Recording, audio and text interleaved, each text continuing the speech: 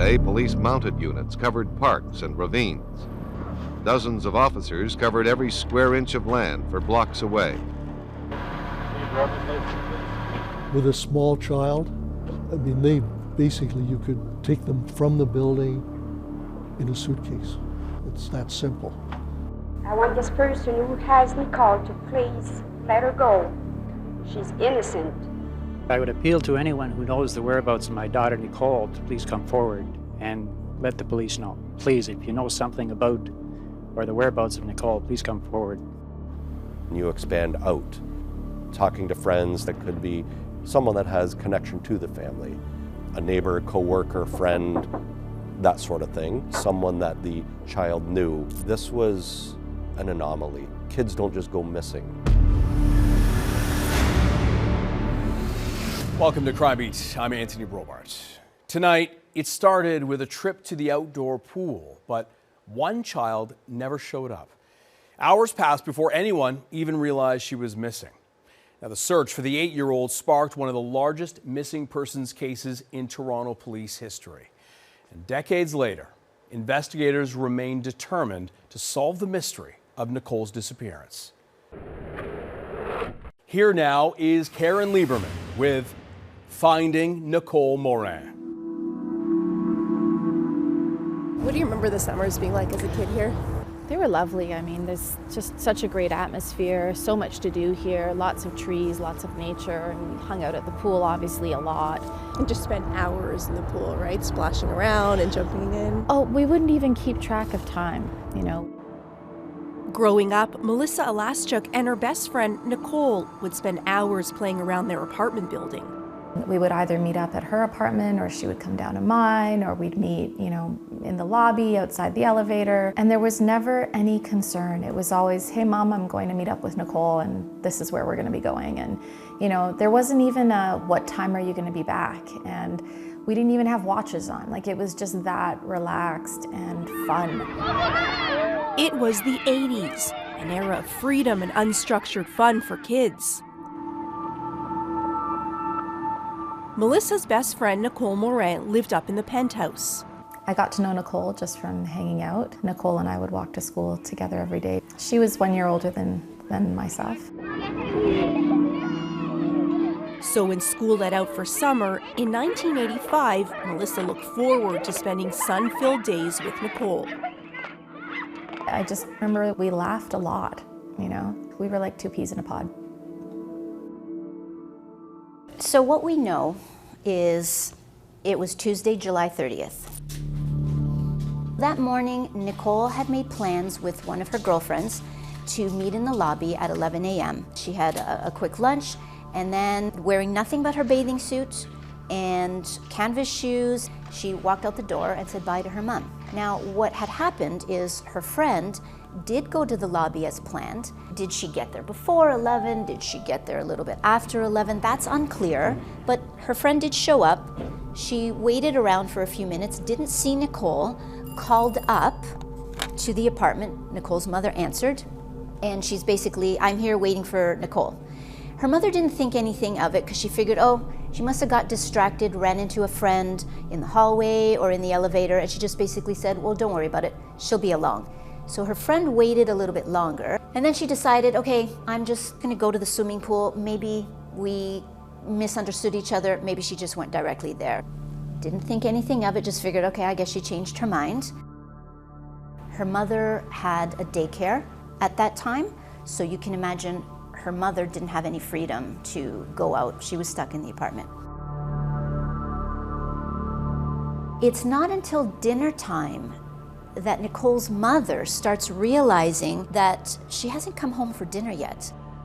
I'm not criticizing anybody, but those hours are critical. The longer it is from the time of the incident until we find out about it, you know, the colder the trail.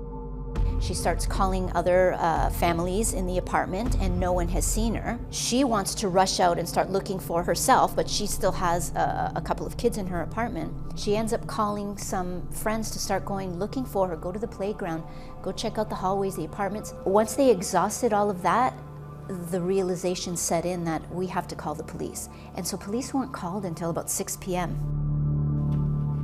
We got the description of what she was wearing, but But that was it, and at that time there was no reports of anybody seeing her. Police say they have nothing tangible to go on which could help them find Nicole Morin, and police fear the worst: child abduction.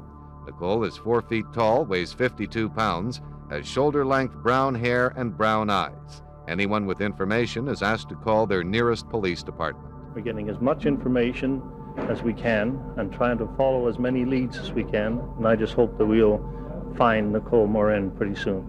Police weren't the only ones called to the scene. Local media were also becoming aware of Nicole's disappearance. I got to the apartment building the next morning, which is what the editor asked me to do, was start my shift there. Toronto Star crime reporter Cal Miller was assigned the story. The police were moving in and out. They didn't seal it up. The parents had been awake all night. They needed somebody there. They were alone. They were desperate. One thing as we drove up to the building, and I thought, you know, there's thousands of people here, hundreds of cars, and the possibilities are endless as to what could have happened. When I went into the home, the parents started telling me about their daughter. The mom, Jeanette, was explaining they said goodbye, kissed and such. What I remember telling me that. And she watched her get into the elevator and leave. And that was the last time she saw her. The important thing was I had to get that message out because there was a girl missing and the public needed to know. We didn't have 24/7 news media there. You had to wait to get pictures out. We did not have an Amber Alert system back then. None of these things existed back in 1985. Dozens of police officers went door to door in the building today, questioning tenants. I'm here to check on this missing girl. Did you hit every single apartment? Was there somebody home in every apartment? Because she could be anywhere. She could, yeah. I looked out the window when there was helicopters there, and I looked and said, oh my God, you know, this is really, you know, full force here. You had a knock on the door, police were there. What did they say? They came in here, asked questions, went through the whole apartment, looked in cupboards. I said, absolutely, you know, no problem. Please come in and go wherever you need to go. Desperate to find his daughter, Art Morin makes a public appeal for help.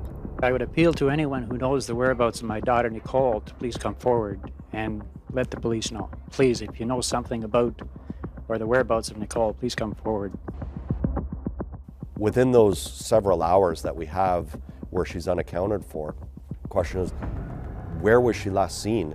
A cleaner in the building, Dave Hannigan, saw her minutes before she disappeared. The time was about a little after 10:30, and she was standing in the lobby. It appeared that she was either waiting for someone or just dressed in the bathing suit, and I was called up to go upstairs to work after cleaning the elevators, and that was the last time I saw her. Could somebody have known the swimming routine?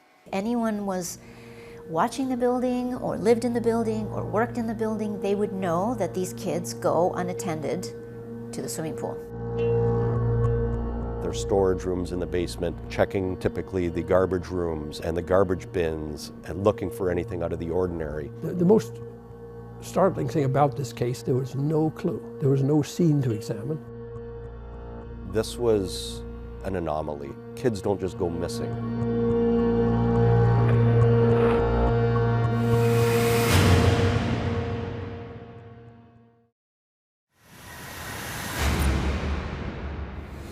Welcome back. It was July 1985 when an 8-year-old girl vanished, taking an elevator down from her high-rise apartment. She had intended to meet a friend to go for a swim.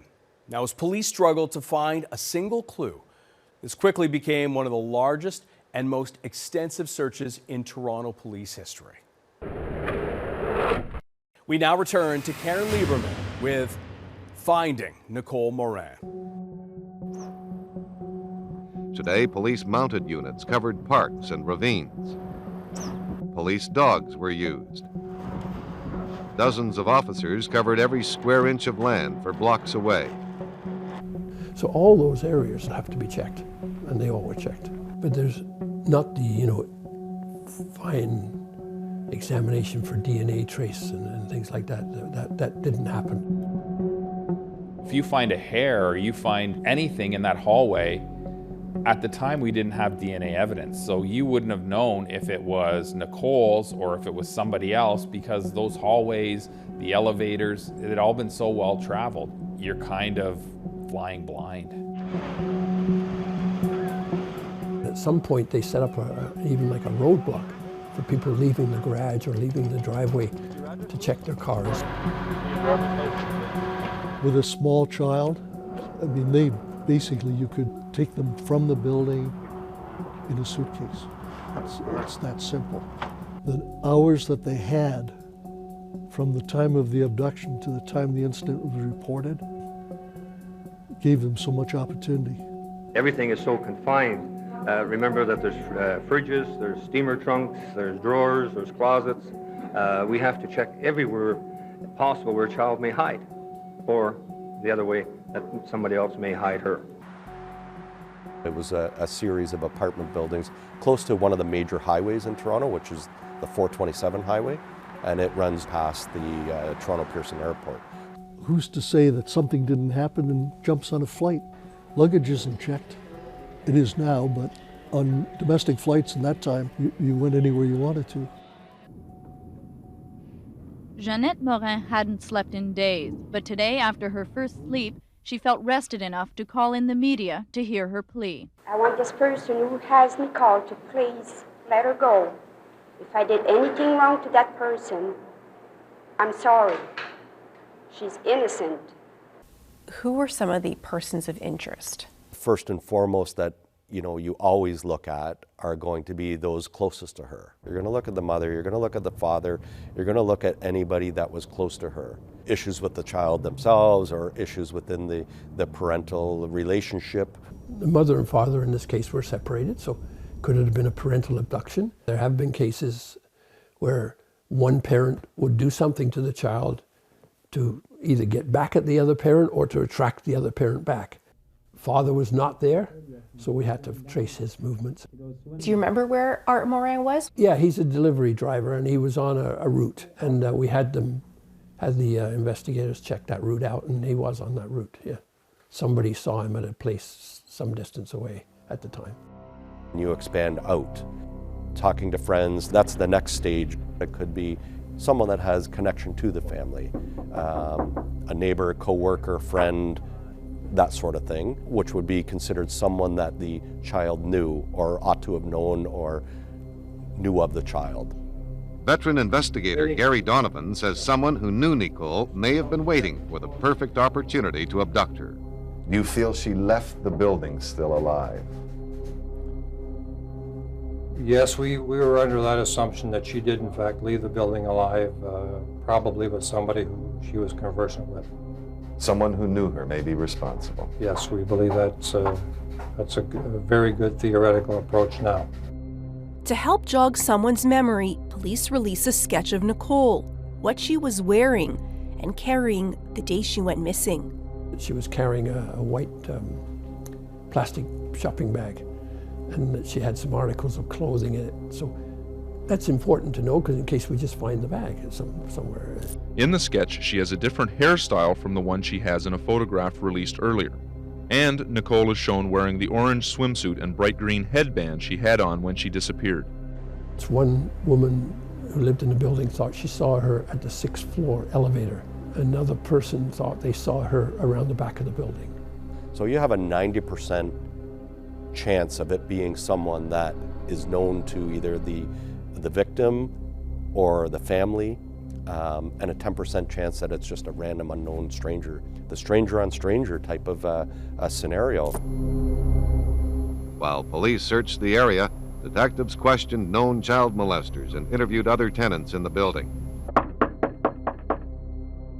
The usual suspects, like there's, unfortunately a number of sex offenders in areas, and, pedophiles, known pedophiles. So they would all be accounted for and hopefully alibied. That's the kind of suspects that you initially have. But there was no evidence directing towards any one person. The sketch police have produced is of a blonde woman who they describe as 35 to 37 years old, 5'5" to 5'7". And we're attempting to locate this woman. strictly as a witness to ascertain if she saw something that the other people who we have already interviewed did not see. I think it was probably a reporter moving in and out, and there was nothing else. As apartments are searched in the complex where Nicole lived, they are checked off a master list at the police command post. Some officers remain convinced that someone in the building or very familiar with the area, someone Nicole trusted, is responsible. And I want to beg this person to make an anonymous call to whoever he feels comfortable with, whether it be Crime Stoppers or Child Find, or any newspaper or radio or television, to end this ordeal. I'm going to mention something to you here as well. Jeanette told me she had a son, and he went missing. And he showed up as an adult in the middle of the search. No. Yes. Is that true? Yes. When had he gone missing? Like he ran away, or? I never talked to him, and they said, we don't want to talk about it, and please don't write about it. And so when did she tell you that, and what was that like? Second day. And she told me because she'd heard from him and he's going to show up. And I'm hoping the police had talked to him. I never had the opportunity. I'm hoping the police did, and I'm hoping that they were able to clear anything evidence that he may have been able to provide. That's the one thing that bothers me about this case.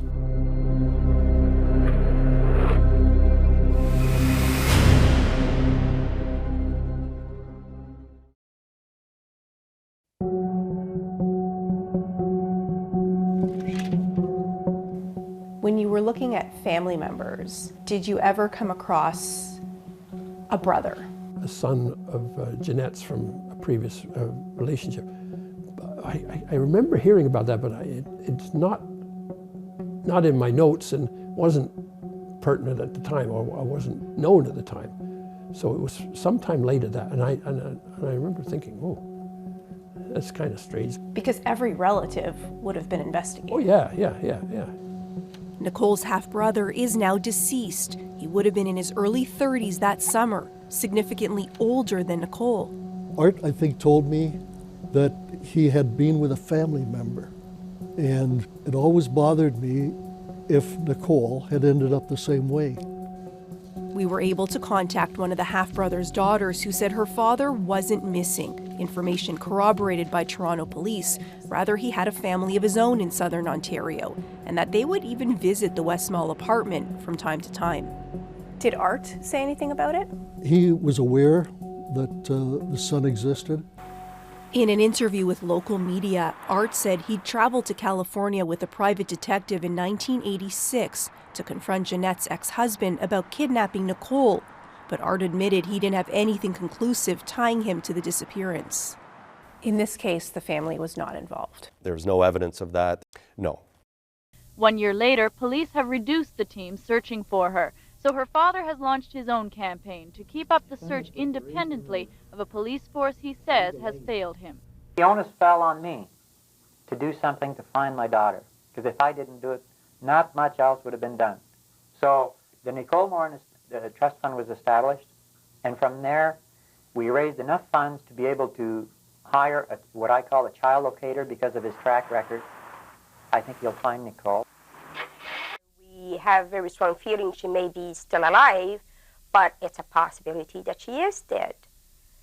And that means there's somebody on the loose out there, and that person could strike again. There were also friends of the family who, for one reason or another, and that's the strange comment that she made that day about whoever it was, as though there was something in her mind about a person who may have done it. If I did anything wrong to that person, I'm sorry. Now, the sad part is she died a number of years ago, and whatever information she knew, she took to her grave. 3,000 flyers will be distributed this week to police forces around the province with a watercolor painting of Nicole on the cover in the bathing suit she was wearing when she disappeared. We had a hotline set up where people could phone in. Several people who claimed to be psychics call in. Brampton psychic Alfred Ward said he had strong vibrations that searchers would turn up something today, and even pinpointed the location on a map.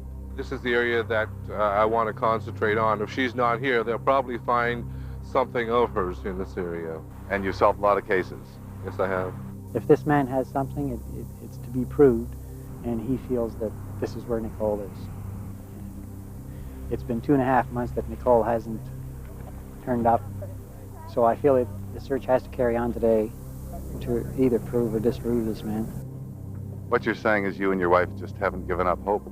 We haven't given up hope. I haven't given up hope of finding Nicole alive. So I'm here today probably looking for a dead girl. Every tip that came in was followed up. More investigation, Constable Spires. There was one in Mississauga. It was about a male that was seen carrying a small girl across the front lawn of a house. There was somebody that came forward and said there was a strange man with a beard holding a girl's hand that looked like Nicole in the park across the street. Frustrating? It's frustrating, yeah, but you have to follow up on them. And there was one thing from Nicole herself that captured the attention of detectives. We had her school book, the journal that she was writing in, and she wrote something that was a little bizarre. She wrote, "I feel like I'm going to disappear." And I mean, speaking to her friends at the time, they all considered her a very happy-go-lucky child. So I don't know where that comment would have come from, but it was in one of her journals. And that is a little weird, but other than that, nothing else has come up that was sort of shady, one could say. 2 separate pictures have been circulated through the media. Today, the people at Crime Stoppers brought out another poster of Nicole. It was unveiled at a bus shelter and will appear in shelters across the country. At the time I was involved with Crime Stoppers, it was brand new, a brand new program that had just started in Toronto. All of Toronto was, where is this little girl? We need to help find her, right? So now you introduce Crime Stoppers as a new mechanism to help the police and make sure that people remain anonymous. There have been several reenactments of the day Nicole disappeared. So here you see Nicole leaving an apartment, walking down the hall, getting to the elevator, and then entering the elevator, then she disappears. It's bringing people back to that moment. Did you see this little girl in the hallway, in the elevator, in the lobby? Come forward with the information. And then hopefully someone will remember and be like, hey, wait a minute. And that triggered the memory of someone that lived in a small town, a farming town north of Barrie. She called Crime Stoppers.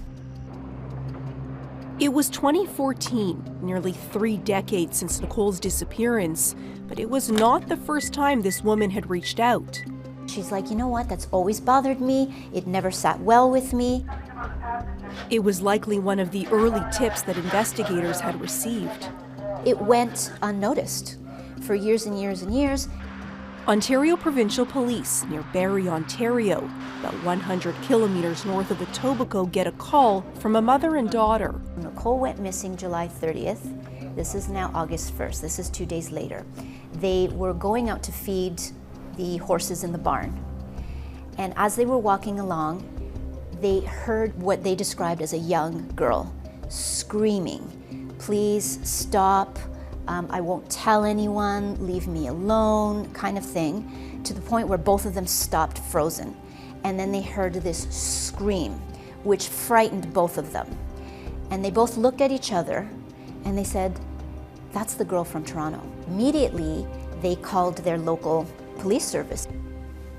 At the time, they did send an officer who just sort of kind of drove up and down the road, and the officer did come and speak to them, but basically had them convinced that they must have heard an animal. It didn't go any further than that, and they didn't think to call Toronto. Fast forward to 2014, when the woman decided to call again. And kudos to the investigator at the time, took it very seriously, and there were no other reported missing children in Ontario at the time. So who is this girl that 2 people heard screaming, right? And the investigator also went up and interviewed some people living there.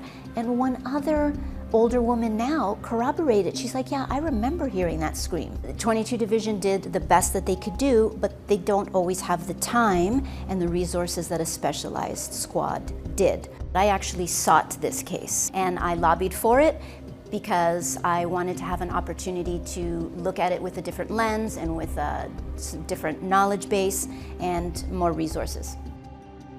In May of 2022, Detective Stella Karras assembled a search team and revisited the site in Springwater Township, north of Barrie.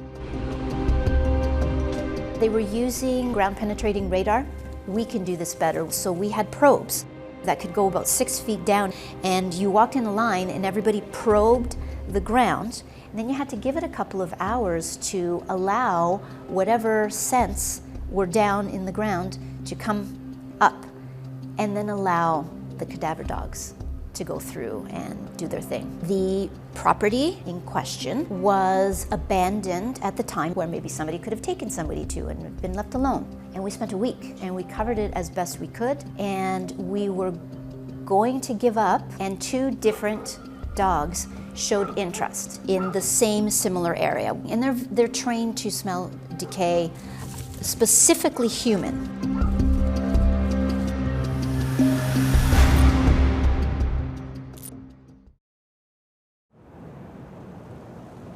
We're on our last day.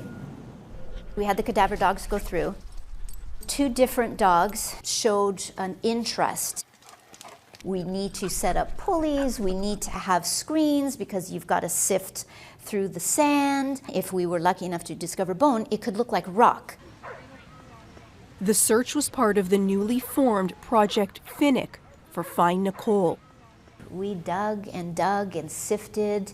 We didn't find anything until, again, the last day, the forensic anthropologist, he goes, I'm just gonna go for a walk. And all of a sudden he's screaming my name. And I'm like, what? And he's like, look. He goes, this has been dug before. So we brought a few officers and they started digging. Somebody dug their shovel in and pulled out a piece of bone. And we were all we're like, oh my God. And then a dog collar came up with it. So that was the end of the dig? That was the end of the dig, right. It's such a disappointing ending, but I mean, you have to try. It was a long shot. It was a needle in a haystack, but we tried, we did our best. Where does your mind go when you think about it and all the possibilities? I believe that she was abducted. I don't believe that she is still alive. You can't discount it. As I said, we don't have evidence one way or the other. There have been a couple of people over the years that have come forward believing that they are Nicole Morin, just, claiming that they don't have much memory of their childhood, etc. Including one woman who reached out to me. I reached out to you a couple of years ago because a woman in California emailed me and thought she could be Nicole Morin. And you took it seriously. Oh, absolutely. Yeah, we're going to take every piece of evidence in this seriously. So we looked into this lady. We did as much background as we possibly could. But in the end, we collected her DNA and we were able to say definitively that she is unfortunately not Nicole Morin. She'd reached out after I went and met Nicole's father on the 30th anniversary of her disappearance. This is the familiar photo, I think, that was given to the media. For 30 years now, Art Morin has looked at this photo every morning when he wakes up and every night before he goes to sleep. For most, 1985 feels like a lifetime ago, but for this father, it often seems like yesterday. 11 o'clock, she left the apartment, and Jenny was supposed to meet her in the lobby. She never arrived, and I got a call from my wife, and she says, Nicole's not here. It's like somebody hits you with a sledgehammer and you say, wow, what is going on? Art remembers vividly getting that call, also getting in his car and rushing here to 627 the West Mall in Etobicoke. He says when he got here, there were already dozens of police officers, but no answers. As for Art, Nicole lives in his memories and in his pictures. Her long, long hair. Like the one he keeps in his wallet, it's been there all these years. Nicole's best friend was one of the last people to learn the news of her disappearance. I went away to see some family late July, and when I came back from the trip, my mom let me know what happened. Oh, everything changed. We had a really carefree childhood. It was just, where's the next fun gonna come from? What are we gonna do later? Where are we gonna hang out? Did you venture off that property? No, we didn't. We stayed there because there was so much to do there. As a child, I was not concerned at all about what could happen. I just don't think it was really a concern back then at all. Maybe not for the children growing up in that time. The cases bring back memories of shock, fear, horror. But the headlines told a different story. July 1977, 12-year-old shoeshine boy Emmanuel Jacques is found brutally murdered above a downtown Toronto massage parlor. May 1980, 6-year-old Lizzie Tomlinson, abducted from outside her home, days later found dead, murdered. January 1983, Sharon Morningstar Keenan, 9 years old, sexually assaulted, found murdered in a freezer. The hunt continues for her killer. October 1984, the town of Queensville searches for Christine Jessup. The little girl cycled to a store to buy candy. Found dead on New Year's Eve in a field miles away. We talked about the fact that it is an anomaly. This was an anomaly. And yet, things were happening in the early 80s. Yes, there were other child murders that happened in, I would say, like a 10-year span between, the early 80s and the early 90s. Little girls. Little girls, all around the same age, 9, 10, 11, 12, within that short time frame. It was a strange time. In Toronto, children had gone missing, so it was something that was happening. Okay, everybody start forward, please. Most of those cases, if not all of them now, other than Nicole's case, have been solved or I would say resolved. I think there is a possibility that there could be a connection between one case and Nicole. We're here to try and help Mr. and Mrs. Morin if we possibly can, to give them support and also to help look for their little Nicole. One of the people assisting in the search is Janet Jessup, whose daughter Christine was murdered last year. The timelines between the two cases and the similarities between the two cases, in particular the victims, are very close in nature. The 9-year-old Queensville girl vanished in October of 1984. 2 months later, she was found raped and stabbed to death. At the time, the Jessups believed their daughter's killer had already been caught. Detectives made the arrest last night, 25-year-old Nicole Morin. However, the case would result in one of the most high-profile wrongful convictions in Canadian history. The last name Morin, just a coincidence. Her neighbor, Nicole Morin, was charged and convicted. Then 10 years after the killing, Morin was cleared through DNA evidence.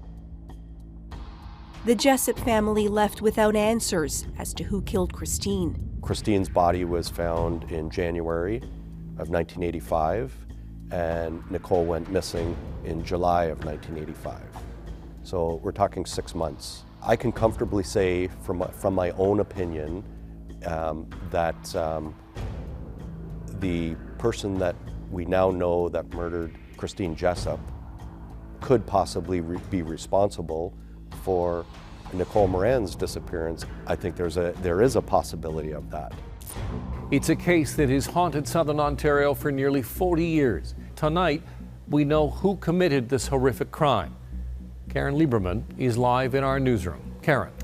Alan, his name is Calvin Hoover, and he knew Christine Jessup and her family, and if Calvin Hoover were alive today, he'd be arrested and charged with her murder. The person responsible turned out to be an acquaintance of the Jessup family. He was a person that worked with Christine's father, and they both kind of worked in the telecommunications industry at the time, whether it's phone cables or cable TV cables, that would give someone access to a building and potentially commit an abduction at that point in time. It is suspicious. He did live in Toronto at the time of Nicole Morin's disappearance. He could have been a tradesperson that might have been working at the building, because that building was going to get a surveillance system set up, but it hadn't been done yet. With Christine Jessup, he would have known Christine and been able to talk to her and easily convince her to go with him. And then fast forward to Nicole, maybe he's got that confidence now, same physical description really to some extent as Christine, come down the elevator in a bathing suit, on her own, nobody around, and he took an opportunity. But he changed potentially his tactic in the end of what he would do. He knew within 3 months Christine's body was found. Did he want that to happen again? So he wasn't really worried about the DNA at that time because it didn't exist. He was more worried just about a body being recovered, if this is a case.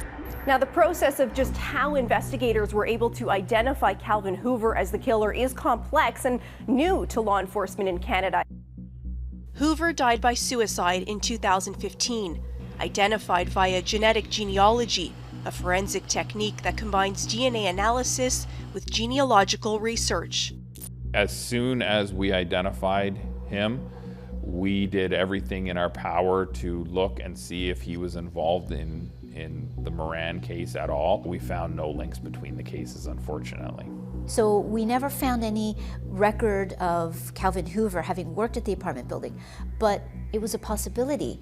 And you know, usually a pedophile doesn't stop at one situation, but he's deceased and we can't question him. And with no forensics, no DNA from a crime scene to test, none of these scientific advancements can help in Nicole's case. At least not yet.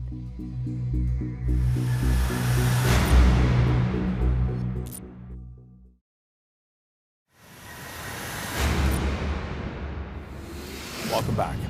Nicole Morin was just 8 years old when she vanished in 1985.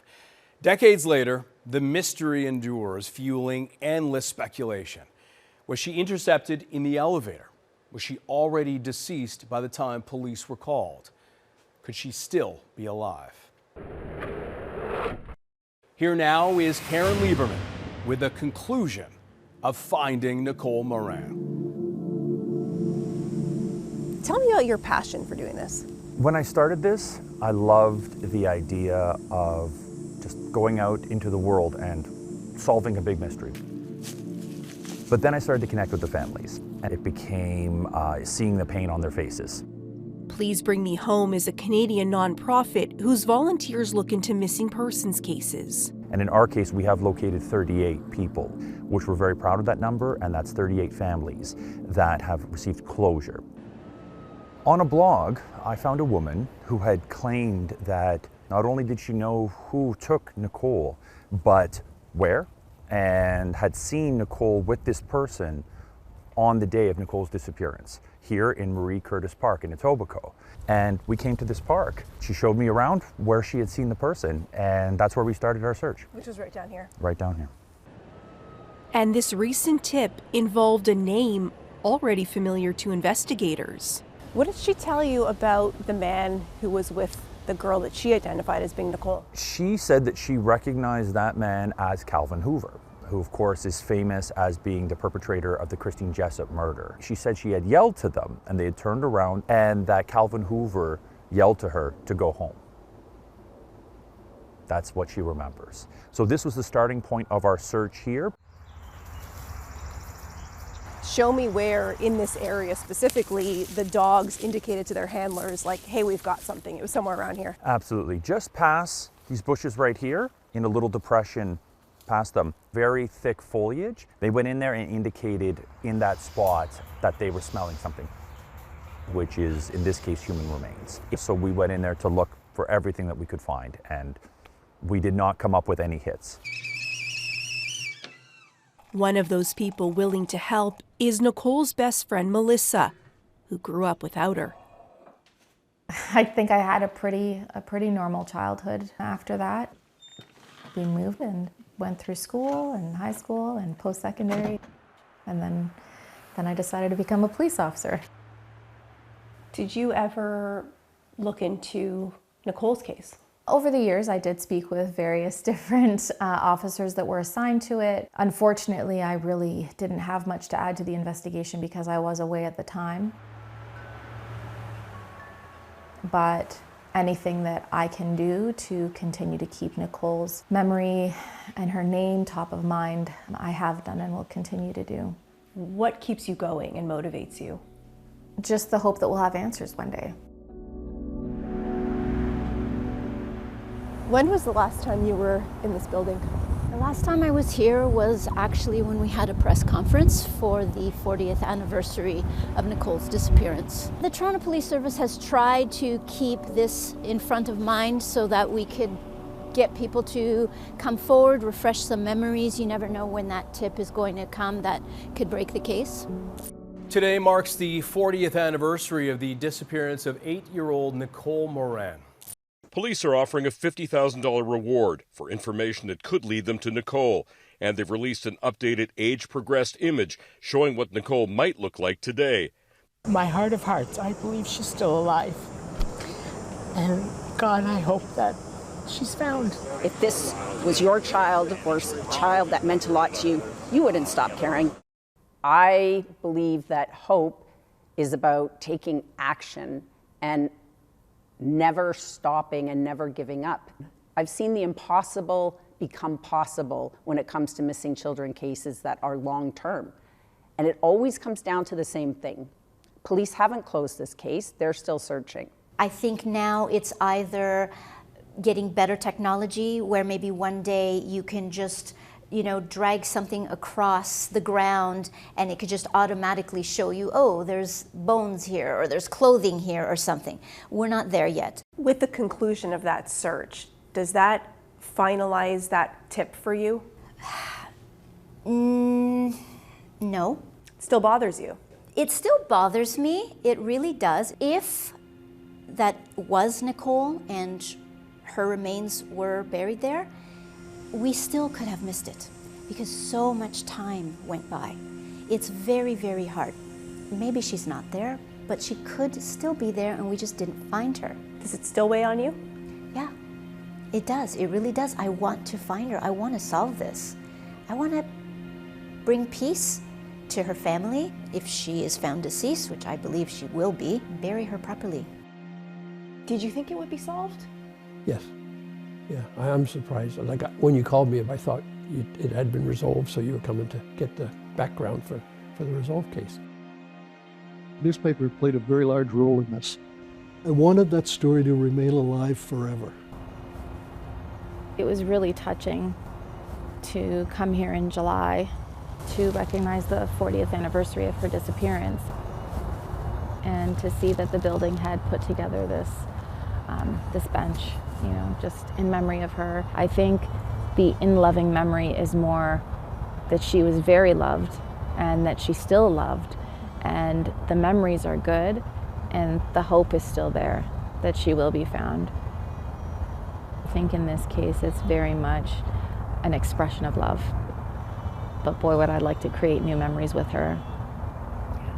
And it's kind of surreal seeing her name right there and it being so close to the pool, so close to the building, but really the sense of community